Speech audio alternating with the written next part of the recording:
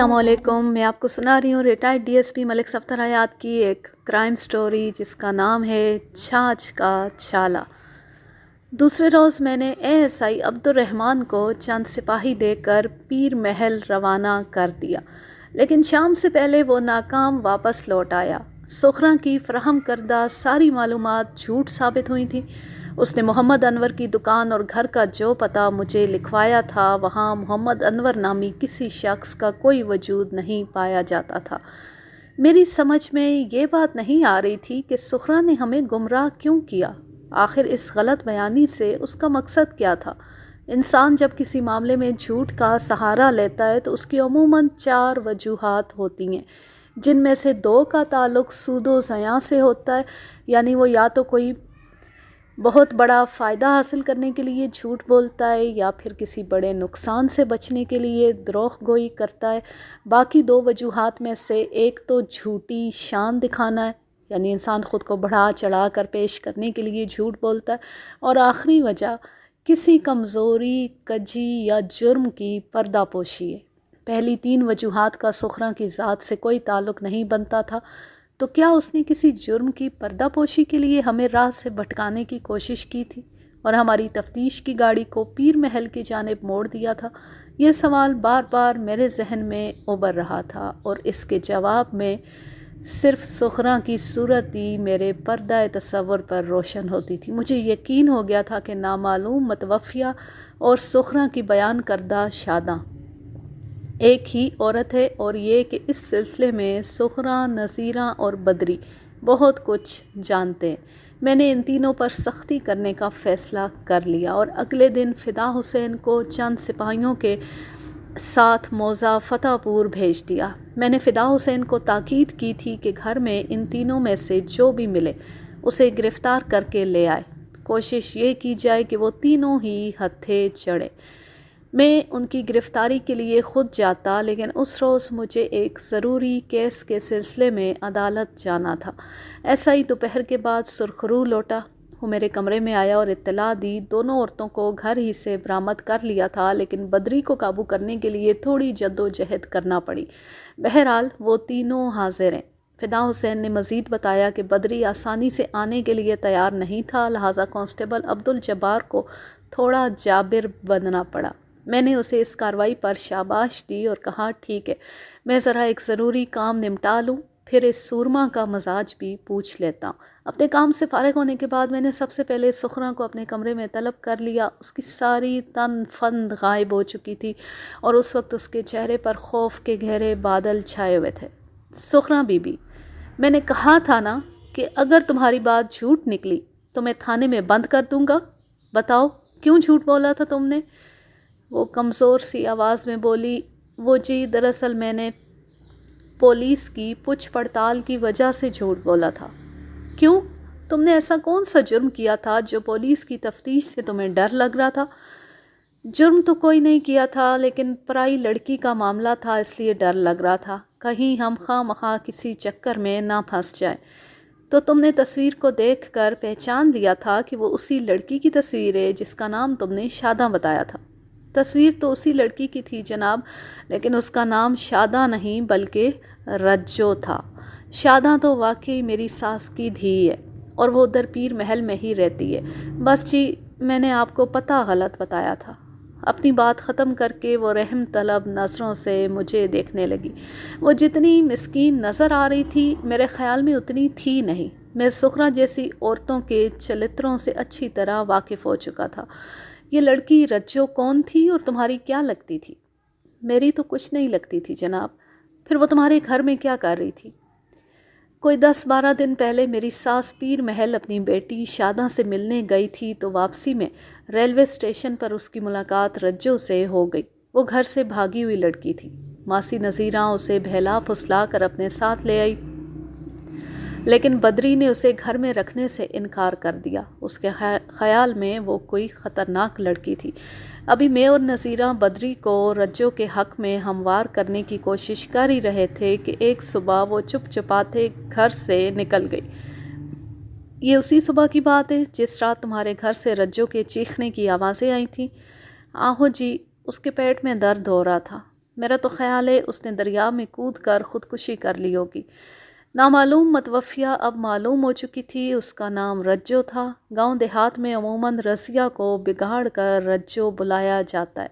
رضیہ عرف رجو گھر سے بھاگی ہوئی لڑکی تھی۔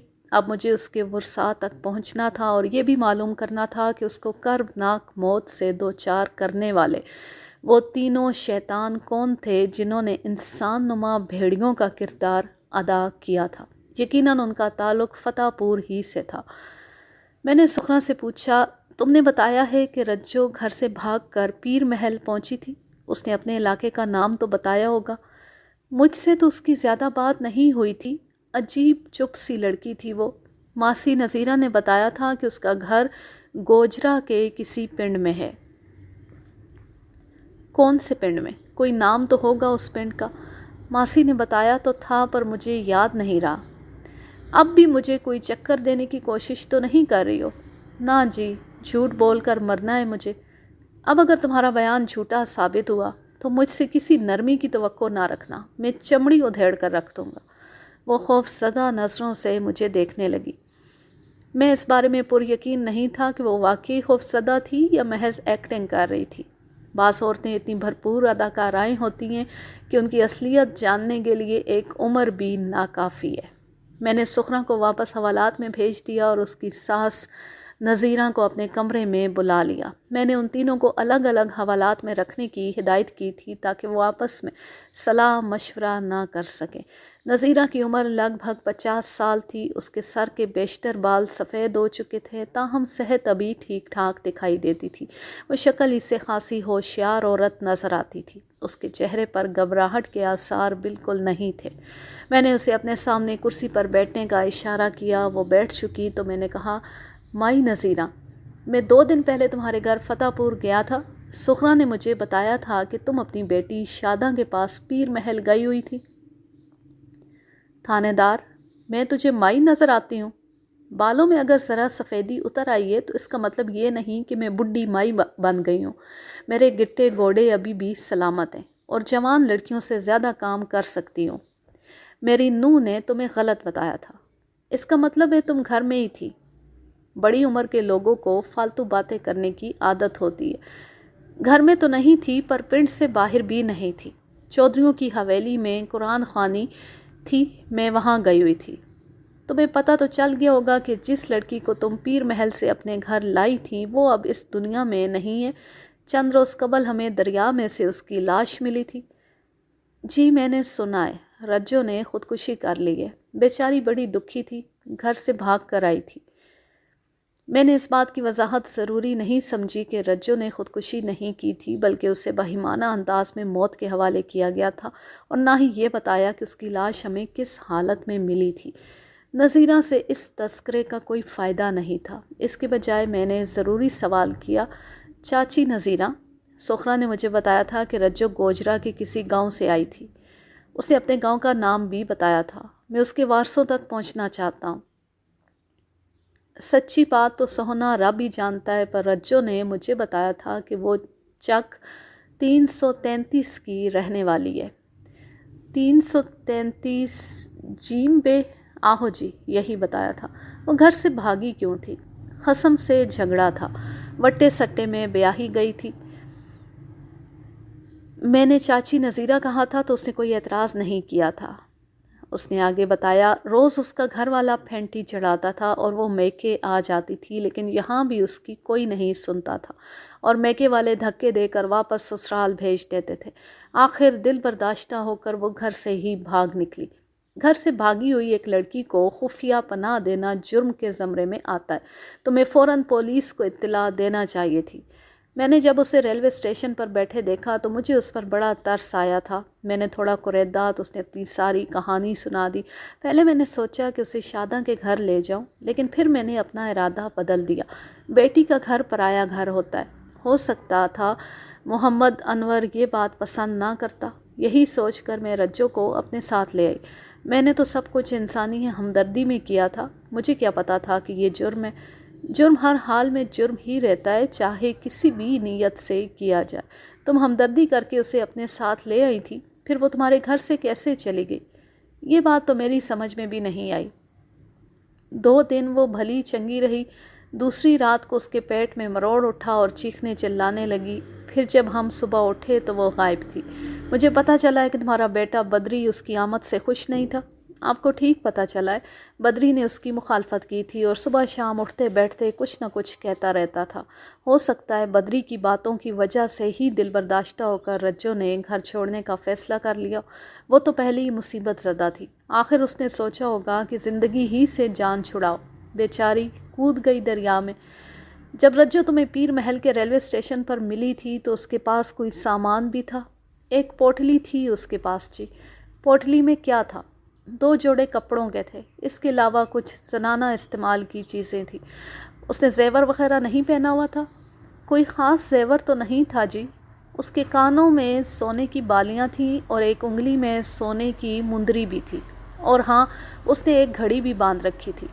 मतवफ़िया रज़िया के जिस्म पर कोई ज़ेवर तो क्या, कपड़े का एक तार भी नहीं मिला था। इसका मतलब था कि उसे बर्बरियत का निशाना बनाने से कबल या बाद में उसका ज़ेवर और घड़ी वगैरह भी उतार ली गई थी। चाची नज़ीरा, जिस रात रज्जो के पेट में मरोड़ उठा था उसने कौन सा लिबास पहन रखा था? मेरे ख़्याल में उसने सफ़ेद शलवार और फूलों वाली लाल कमीज़ पहनी हुई थी और दुपट्टा काले रंग का था जो उसने शहर की नशाई कुड़ियों की तरह गले में डाल रखा था। हालांकि रहने वाली तो पिंड की थी। वैसे कुड़ी लगती खासी तेज़ थी। शायद इसीलिए उसका घर वाला उसे मारता पीटता होगा। क्या रज्जो घर से जाते वक्त अपना सामान भी साथ ले गई थी? हाँ जी, सब कुछ ले गई थी। जब हम सुबह उठे तो ना वहाँ रज्जो थी और ना ही उसकी कोई चीज़। मतवफ़िया रज़िया उर्फ़ रज्जो के आबाई ठिकाने का पता चल गया था। अब उसके वर्सा को इस आने की इत्तला दी जा सकती थी, लेकिन अभी मतवफ़िया के साथ होने वाली ज़्यादती का मामला बाकी था। जब तक ये उकदा हल नहीं होता मैं चैन से नहीं बैठ सकता था। मैंने उन मुजरमों को करार वाक़ई सज़ा दिलवाने का फ़ैसला कर लिया था। मैं एक पुलिस पार्टी को चक 333 भेजकर रज्जो के वारसों को बुलाता हूँ। इस तरह तुम्हारे बयान की तस्दीक भी हो जाएगी। एक लम्हे के लिए मुझे उसके चेहरे पर परेशानी की झलक नज़र आई, लेकिन वो जल्द ही संभल गई और बोली, जो मुझे रज्जो ने बताया था मैंने आपके सामने वही बयान किया। आगे उसका अपना दीन ईमान। हम तो खामखा नेकी करके मुसीबत में फंस गए। सच कहते हैं, भलाई का कोई ज़माना ही नहीं। मैंने नज़ीरा को हवालात में बंद कर दिया। इसके बाद उसके बेटे बद्री को अपने पास बुला लिया। साथ ही मैंने SI फ़िदा हुसैन को भी बुला लिया। मैंने फ़िदा हुसैन से कहा, मतवफ़िया रज़िया के घर का पता मालूम हो गया, तुम उसकी एक तस्वीर लेकर फ़ौरन गोजरा रवाना हो जाओ। फिर मैंने उसे गांव का नाम भी बता दिया। अपने साथ 2 सिपाही भी ले जाओ और जितनी जल्दी मुमकिन हो रज़िया के वाली वारसों को लेकर आ जाओ। फ़िदा हुसैन ने कहा, मलिक साहब, आधे से ज़्यादा दिन तो गुज़र चुका है। गोजरा पहुँचते पहुँचते ही शाम हो जाएगी, बल्कि यूँ कहें कि रात हो जाएगी। फिर आगे गांव भी जाना है। आज तो वापसी मुमकिन नहीं होगी। ठीक है, तुम रात गोजरा के थाने में गुजार लेना। दूसरे दिन सुबह ही सुबह गांव रवाना हो जाना और कल शाम तक वापस आ जाना।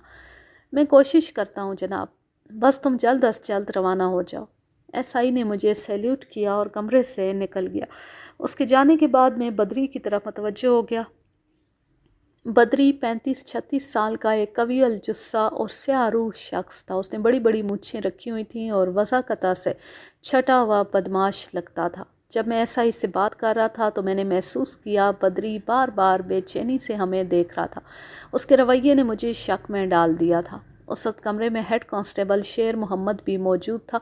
मैंने बद्री को बैठने के लिए नहीं कहा और करख्त लहजे में उसे मुखातिब किया, हाँ भाई फन्ने खां के पुत्र, सुना है तुम बड़े सैर सपाटे करते हो। 2 दिन पहले चक झमरा क्या लेने गए थे?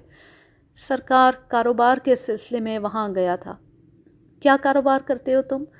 जनाब, डंगरों का काम करता हूँ। इस सिलसिले में बाहर जाना पड़ता है। चक झमरा, समुंदरी, पीर महल, टूबा टेक सिंह और भाबरपुर जाता रहता हूँ। कभी गोजरा नहीं गए? आप कहेंगे तो चला जाऊँगा माई बाप। हेड कांस्टेबल ने उसे झिड़का, ओए माई बाप के घोड़े, पहले सवाल को समझो फिर जवाब दो। जनाब, मेरे पास अकल थोड़ी है ना, इसलिए सवाल समझने में गलती हो गई थी। जानवरों का कारोबार करते करते खुद भी जानवर बन गए हो? नहीं सरकार, मैं तो बहुत शरीफ आदमी हूँ। وہ تو شکل سے ہی نظر آ رہا ہے، کبھی بوتھا دیکھا ہی شیشے میں؟ اس نے اپنی کانسٹیبل نے اس کی مونچھ مروڑتے ہوئے کہا، تمہارے بارے میں ہمیں خاصی مشکوک رپورٹ ملی ہے۔ میں نے کہا، بدری ناتھ، کیا تم نہیں جانتے تھے کہ تمہاری ماں جس عورت کو پیر محل سے اپنے ساتھ لائی تھی اس کا تعلق گوجرا کے کسی گاؤں سے تھا؟ جی جناب، اماں نے بتایا تو تھا، اور تم اس کے آنے سے ناخوش بھی تھے۔ مجھے وہ کوئی اچھی عورت نہیں لگی تھی، اس کی نحوست کے سبب آج ہم تھانے میں، کاش اس کا منحوس قدم ہمارے گھر میں نہ پڑا ہوتا۔ تم ڈنگروں کی خرید و فروخت کے سلسلے میں بھابرپور جاتے رہتے ہو، گوجرا وہاں سے زیادہ دور نہیں ہے، تمہیں چاہیے تھا کہ گھر سے بھاگی ہوئی عورت کو واپس اس کے گاؤں پہنچا دیتے۔ میں یہی کرتا جناب۔ اس کے لہجے میں مکاری کی آمیزش تھی، پر مجھے اس کا موقع ہی نہیں ملا، وہ اچانک ہی غائب ہو گئی تھی۔ تمہارے پڑوسی سخاوت علی نے مجھے بتایا تھا کہ تمہارے گھر میں مشکوک افراد کی آمد و رفت جاری رہتی ہے، یہ کیا چکر ہے؟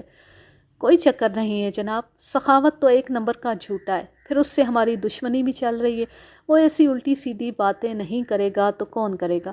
صرف ایک سخاوت علی کی بات نہیں ہے بدری، پنڈ کے اکثر لوگوں کی رائے تمہارے خلاف ہے۔ لوگوں کو تو باتیں بنانے کا بہانہ چاہیے، دراصل یہ سارا پروپیگنڈا سخاوت ہی نے کر رکھا ہے۔ ادھر عدالت میں مقدمہ بھی کر دیا اور پنڈ میں ہمیں بدنام بھی کر دیا۔ وہ لوگوں سے کہتا پھرتا ہے کہ ہمارے گھر میں اوباش لوگ آتے ہیں، اور یہ کہ میں عورتوں کا کاروبار کرتا ہوں، حالانکہ میں تو ڈھور ڈنگروں کا کاروبار کرتا ہوں۔ سخاوت علی نے مجھے ایسی کوئی بات نہیں بتائی تھی۔ بدری کو سخاوت علی کے بارے میں حد سے زیادہ بدگمانی تھی، اور اس کی یہ بدگمانی مجھے شک میں ڈال رہی تھی کہ دال میں کچھ کالا ضرور ہے۔ سخاوت علی تمہارے متعلق ایسی باتیں کیوں اڑاتا پھرتا ہے؟ وہ جی، برے آدمی کا کیا بھروسہ، دراصل اس نے کسی سے بنا کر تو رکھی نہیں ہے، غیر تو کیا اپنے بھی اس کے گھر نہیں آتے۔ اب میرے گھر میں اگر پراہنے آتے جاتے ہیں تو اسے کیا تکلیف ہے؟ بدری سخاوت علی کا جو نقشہ کھینچ رہا تھا، سخاوت اس سے قطعی مختلف تھا۔ میں اس سے مل چکا تھا، پولیس کی ملازمت نے مجھے اچھا خاصا مردم شناس بنا دیا تھا۔ مجھے یقین تھا کہ سخاوت علی ایک سیدھا سادہ اور بے ضرر سا انسان ہے، جبکہ اس کے مقابلے میں بدری دیکھنے میں ہی خاصا مشکوک نظر آتا تھا، اور اس کی باتوں میں بھی جوڑ توڑ اور داؤ پیچ کی جھلک ملتی تھی۔ بدری، 10 دن پہلے جو عورت تمہارے گھر میں آ کر ٹھہری تھی، جانتے ہو اس کا کیا حشر ہوا ہے؟ مجھے پتہ چلا ہے کہ اس نے خودکشی کر لی ہے۔ اس نے خودکشی نہیں کی، بلکہ اسے قتل کیا گیا ہے۔ بدری، قتل؟ یہ کیا کہہ رہے ہیں آپ؟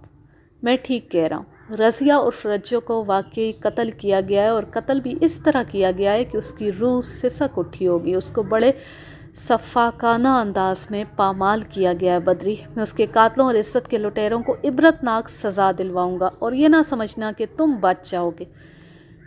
وہ ایک دم پریشان سا نظر آنے لگا، جلدی سے بولا، میرا کیا قصور ہے سرکار، میں نے کیا کیا ہے؟ یہ بھی پتہ چل جائے گا، ذرا متوفیہ کے وارثوں کو تو آ جانے دو، تم ہمیں اصل مجرموں تک پہنچاؤ گے۔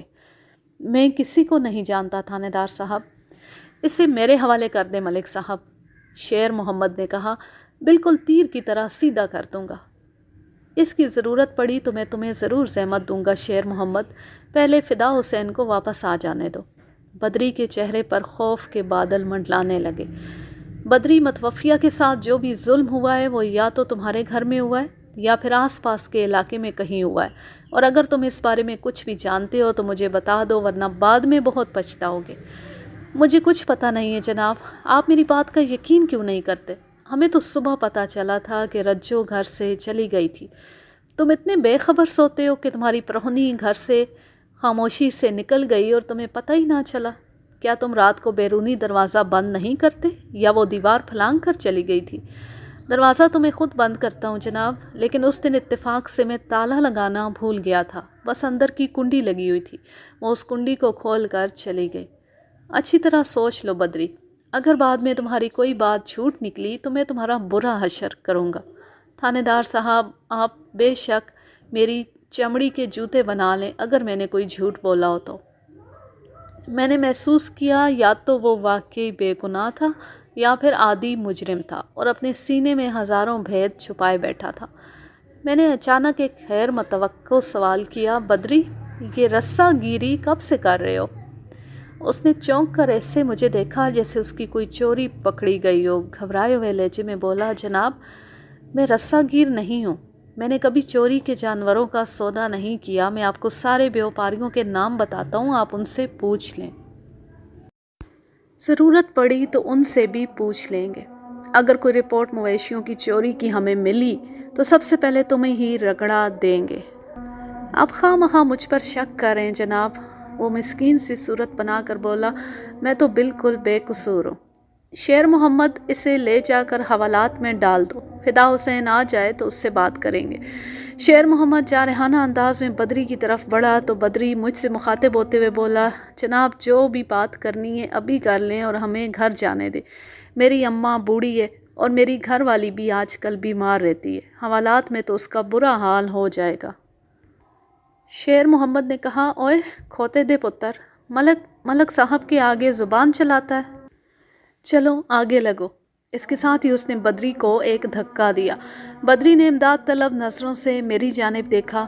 بدری، جس ماں کو تم بوڑھی کہہ رہے ہو وہ تو خود کو جوان عورتوں سے بھی زیادہ جوان ثابت کرنے پر تلی ہوئی ہے، تم فکر نہ کرو، حوالات میں گزاری ہوئی 1-2 راتوں سے اس کا کچھ نہیں بگڑے گا، اور تمہاری گھر والی کو تو ہم اتنی آسانی سے نہیں چھوڑیں گے۔ اس نے جھوٹ بول کر قانون کی آنکھوں میں دھول جھونکنے کی کوشش کی ہے، یہ جرم قابل معافی نہیں ہے۔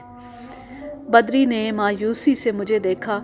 شیر محمد نے اسے کالر سے پکڑ کر کھینچتے ہوئے کہا، ابھی تو تمہارے اور تمہاری اماں کے ساتھ جھوٹ کا بھانڈا بھی پھوٹنا ہے بچو۔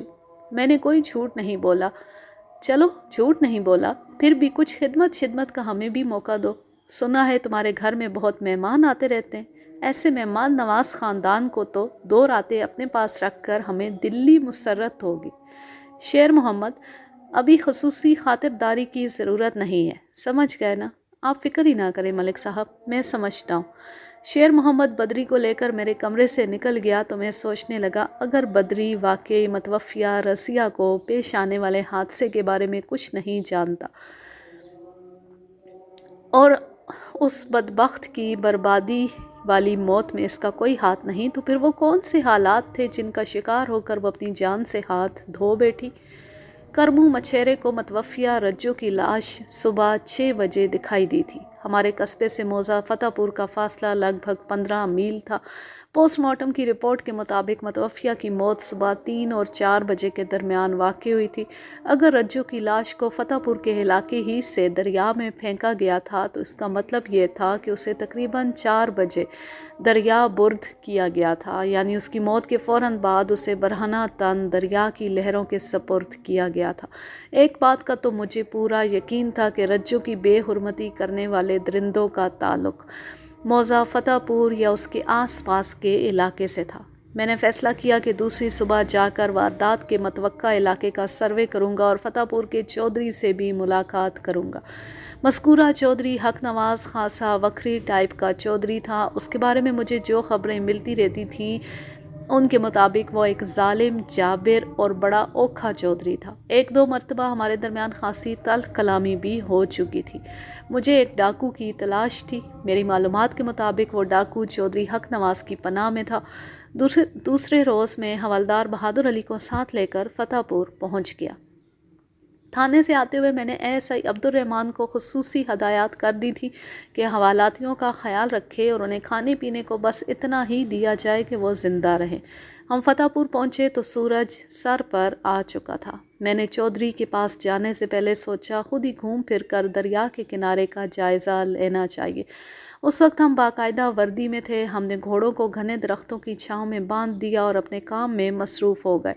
فتح پور گاؤں سے باہر نکلیں تو دریا کے ساتھ ساتھ سنگترے کے باغات تھے جو یقیناً چودھری حق نواز کی ملکیت تھے۔ ان باغات کے اندر ایک ڈیرا بھی بنا ہوا تھا۔ وہ ڈیرا نیچی چھتوں والے 3 کمروں پر مشتمل تھا۔ دریا کی دوسری جانب ہڑپا کا مضافاتی علاقہ تھا جو زیادہ تر دیہاتوں پر مشتمل تھا جو ایک دوسرے سے خاصے فاصلے پر واقع تھے۔ دریا کے ساتھ ساتھ تا حد نگاہ لہلہاتے ہوئے سرسبز کھیت اپنی بہار دکھا رہے تھے۔ میں نے پہلی نظر میں ہی اندازہ لگا لیا کہ دوسرے کنارے سے لاش پھینکنے کے امکانات نہ ہونے کے برابر تھے، جبکہ سنگترے کے باغات والا ڈیرا میرے ذہن میں نقش ہو کر رہ گیا۔ جو حالات رجو کو پیش آئے تھے، اس قسم کی وارداتوں کے لیے ایسے ڈیرے آئیڈیل مقامات ہوتے ہیں۔ ہم ڈیرے کی جانب بڑھنے کا ارادہ کر ہی رہے تھے کہ سامنے سے ایک گھوڑ سوار آتا دکھائی دیا۔ اس کے پیچھے پیچھے 2 اور گھوڑے بھی دوڑتے ہوئے آ رہے تھے۔ اگلے گھوڑے کے سوار کو میں نے پہلی ہی نظر میں پہچان لیا۔ وہ اس گاؤں کا چودھری حق نواز تھا۔ اس کا اونچا شملہ دوری سے نظر آ رہا تھا۔ وہ تینوں گھوڑ سوار گاؤں سے نکل کر ہماری جانب آ رہے تھے۔ ہمارے قریب پہنچ کر وہ رک گئے۔ چودھری حق نواز نے طنزیہ لہجے میں کہا، تھانے دار جی، ادھر ہمارے پنڈ میں کیا جاسوسیاں ہو رہی ہیں؟ جب جاسوسی مکمل ہو جائے گی تو آپ کو خود بخود پتہ چل جائے گا۔ چودھری صاحب، ابھی تو ہم ذرا اس ڈیرے کا جائزہ لے رہے۔ یہ میرا ڈیرہ ہے۔ آپ کس قسم کی سنگند لینے آئے ہیں؟ 9-10 دن پہلے ہمیں دریا سے ایک نوجوان عورت کی لاش ملی تھی، اور اندازہ یہی ہے کہ وہ لاش یہیں سے دریا میں پھینکی گئی تھی۔ آپ کو غلط فہمی ہوئی ہے ملک جی، یہاں کسی عورت کا قتل نہیں ہوا۔ آپ کے پاس کیا ثبوت ہے کہ لاش کو ادھر ہی سے دریا میں ڈالا گیا تھا؟ ثبوت بھی مل ہی جائے گا۔ ہمیں پتہ چل چکا ہے کہ متوفیہ اسی گاؤں کے ایک گھر میں رہ رہی تھی۔ اوہ، مجھے لوگوں نے بتایا ہے کہ آپ 2-3 دن پہلے بھی یہاں آئے تھے اور یہاں کے ایک وسنیک بدری کی بیوی کو خوب ہراساں کر کے گئے تھے۔ پھر کل آپ کے بھیجے ہوئے بندوں نے بدری کی ماں اور بیوی کو بدری سمیت گرفتار کر لیا۔ میں چند روز کے لیے خانیوال گیا ہوا تھا، ورنہ آپ کو یہ کارروائی نہ کرنے دیتا۔ ابھی تھوڑی دیر پہلے میں بدری اینڈ کمپنی کو چھڑانے تھانے جانے ہی والا تھا کہ میرے آدمیوں نے بتایا آپ ادھر ڈیرے کو سونگھتے پھر رہے ہیں، اس لیے میں بھی ادھر آ نکلا ہوں۔ بدری اینڈ کمپنی تو اب آسانی سے نہیں چھوٹیں گے چودھری صاحب، سمجھ لیں وہ تو لمبے گئے۔ چودھری نے غضبناک انداز میں مجھے گھورا۔ سوچ لیں ملک جی، آپ نے بڑی غلط جگہ پر ہاتھ ڈالا ہے۔ میں نے خوب سوچ سمجھ کر ہی ہاتھ ڈالا ہے چودھری صاحب۔ چودھری حق نواز سے متھا لگانا آپ کو بہت مہنگا پڑے گا۔ آپ دھمکی کسی اور کو جا کر دیں چودھری صاحب، میں ان گیدڑ بھبکیوں میں آنے والا نہیں ہوں۔ میرے لہجے نے اس کی چودراہٹ کو سلگا دیا تھا۔ وہ ہررا کر بولا، آپ کو گورنمنٹ نے وردی اس لیے نہیں دی کہ بے گناہوں کو پکڑ کر تھانے میں ڈال دیں؟ میں آپ کی شکایت اوپر پہنچاؤں گا۔ چودھری، میں نے کبھی کسی بے گناہ اور بے قصور کو خواہ مخواہ پریشان نہیں کیا۔ بدری اور اس کے گھر کی عورتیں قانون کی نظر میں مشکوک ہو چکی ہیں۔ بدری کی بیوی نے قانونی راہ میں رکاوٹ ڈالنے اور تفتیش کو غلط رخ پر موڑنے کی کوشش کی ہے۔ جب تک مجرم کی گردن تک میرے ہاتھ نہیں پہنچ جاتے وہ تینوں حوالات میں ہی رہیں گے، اور مجھے یقین ہے کہ وہ اس سلسلے میں بہت معاون ثابت ہوں گے۔ میں پھر کہوں گا کہ آپ نے کسی غلط فہمی کی وجہ سے انہیں گرفتار کر لیا۔ آپ کے حق میں یہی بہتر ہے کہ انہیں چھوڑ دیں۔ میں اپنے فرائض سے پوری طرح واقف ہوں چودھری، مجھے تمہارے مشوروں کی ضرورت نہیں ہے۔ اگر تم نے تفتیش کے راستے میں رکاوٹ بننے کی کوشش کی تو میں کوئی روح رعایت نہیں کروں گا۔ ملک جی، یہ مت بھولیں کہ آپ کو گورنمنٹ جو تنخواہ دیتی ہے اس میں ہمارا پیسہ بھی شامل ہوتا ہے۔ وہ کیسے؟ ہم بڑے بڑے چودھری، نمبردار اور زمیندار حکومت کو جو سالانہ مالیہ یعنی لگان دیتے ہیں، سرکاری ملازموں کی تنخواہیں اسی سے ادا کی جاتی ہیں۔ بات ختم کرتی اس نے گردن اکڑائی۔ میں نے تمسخرانہ انداز میں کہا، تو آپ یہ جتلانا چاہتے ہیں کہ ہم آپ کے زر خرید غلام ہیں؟ وہ رعونت سے بولا، آپ جو چاہے سمجھتے پھریں، میں نے تو حق اور سچ بات کی ہے۔ تو جناب چودھری حق نواز، اپنے اس نوکر کو اجازت دیں تو میں ذرا ڈیرے کا اندرونی جائزہ لے لوں؟ کیوں؟ میں دیکھنا چاہتا ہوں کہ یہ ڈیرہ اندر سے کیسا ہے، یہاں کون کون رہتا ہے اور کیا کیا کرتا ہے۔ یہ ڈیرہ جیسا باہر سے ہے ویسا ہی اندر سے بھی ہے۔ اس کے اندر میرا خاص ملازم ہاشو رہتا ہے جو باغات کی دیکھ بھال بھی کرتا ہے اور دوسرے کام بھی، بس، یا اور کچھ؟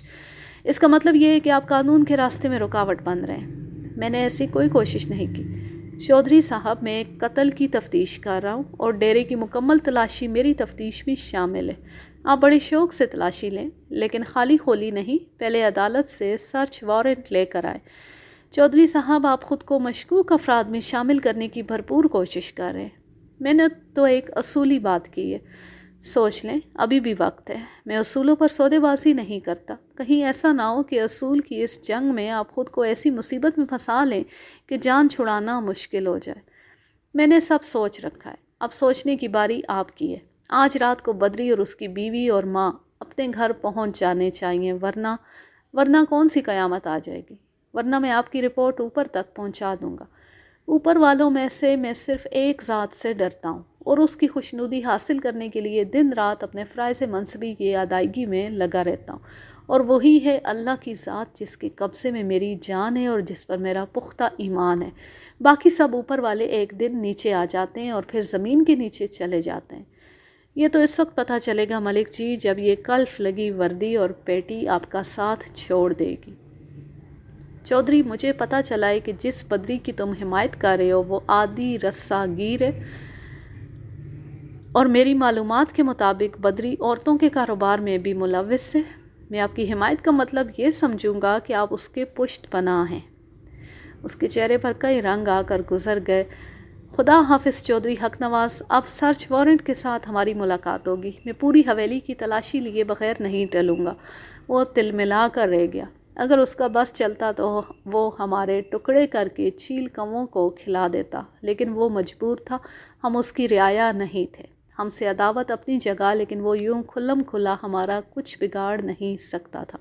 اس کی اکڑ فون دھمکیوں اور ڈراموں تک ہی محدود تھی۔ ہم تھانے پہنچے تو سورج اپنے سفر کے اختتام پر تھا۔ ایسا ہی فدا حسین ابھی گوجرا سے واپس نہیں آیا تھا۔ چودھری حق نواز سے ہونے والی گفتگو نے میرا موڈ انتہائی خراب کر دیا تھا۔ میں نے واپسی کے سفر میں تہیہ کر لیا تھا کہ اس مرتبہ چودھری کو ایسی نتھ ڈالوں گا کہ زندگی بھر یاد کرے گا۔ شبینہ ڈیوٹی والے ایک ایسائی کو ساری صورتحال سمجھانے کے بعد میں گھر چلا آیا۔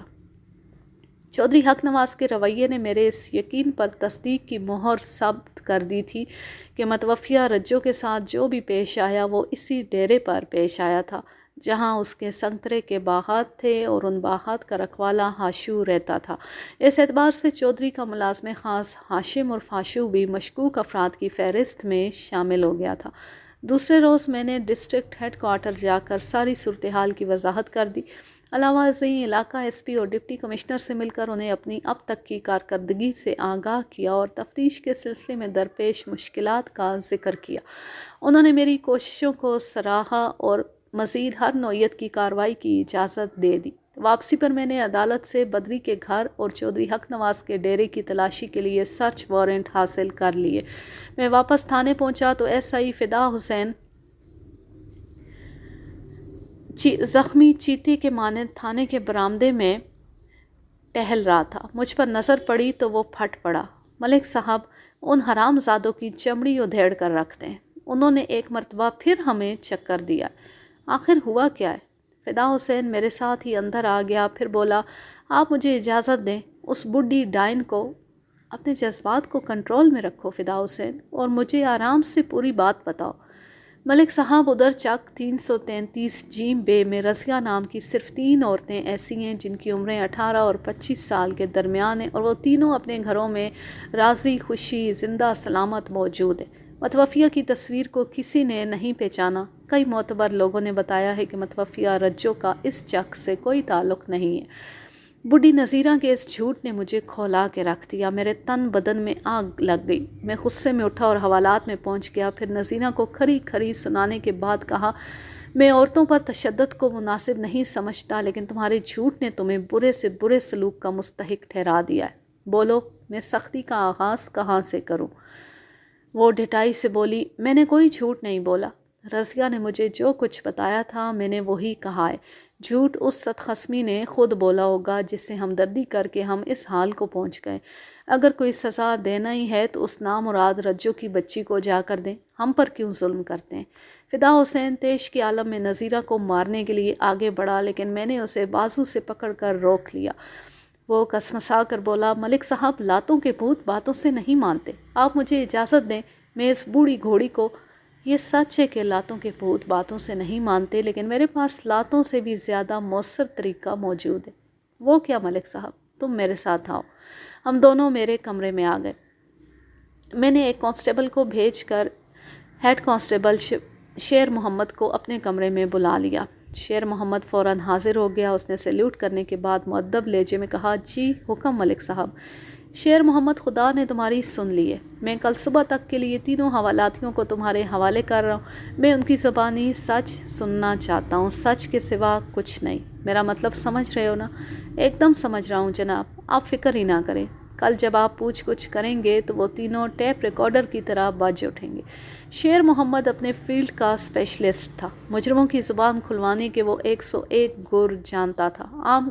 عام قسم کے مجرم تو اس کی شکل دیکھ کر ہی لرزنے لگتے تھے۔ وہ ہٹا کٹا اور جلاد صورت پولیس اہلکار تھا۔ شیر محمد، حوالاتیوں میں 2 زنانیاں بھی ہیں، تم ان کو ہاتھ بھی نہیں لگاؤ گے؟ نہ جی ملک صاحب، میری کیا مجال جو نامحرم بیبیوں کو ہاتھ بھی لگاؤں۔ ان کو تو میں نفسیاتی مار ماروں گا۔ شاباش، اور بدری کے بھی گٹے گوڈے سلامت رہنے چاہیے، بس زبان کا تالا کھل جائے۔ ایسا ہی ہوگا جناب، اس ڈنگر چور کو تو میں گجی مار ماروں گا۔ آپ تو میرے فن کا مظاہرہ کئی بار دیکھ چکے ہیں، تم واقعی ایک سچے فنکار ہو۔ وہ اپنی تعریف سن کر خوش ہو گیا اور کھٹاک سے سیلوٹ مارنے کے بعد کمرے سے نکل گیا۔